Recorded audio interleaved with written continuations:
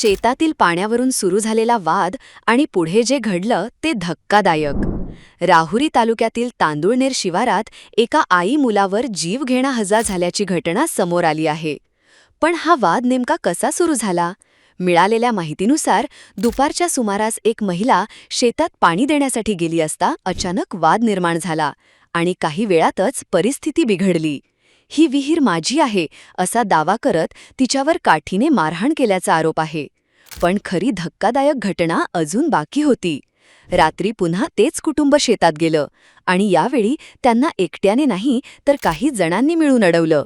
त्यानंतर आई आणि मुलाला लाकडी काठ्यांनी बेदम मारहाण करण्यात आली.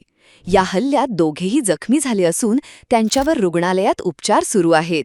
या प्रकरणी चौघांविरुद्ध गुन्हा दाखल करण्यात आला असून पोलीस तपास करत आहेत. पाण्यासारख्या कारणावरून एवढा मोठा वाद, यावर तुमचं मत काय? कॉमेंटमध्ये नक्की सांगा. ताज्या बातम्यांसाठी जय बाबा न्यूजला लाईक करा, सबस्क्राईब करा, फॉलो करा, शेअर करा. जय बाबा.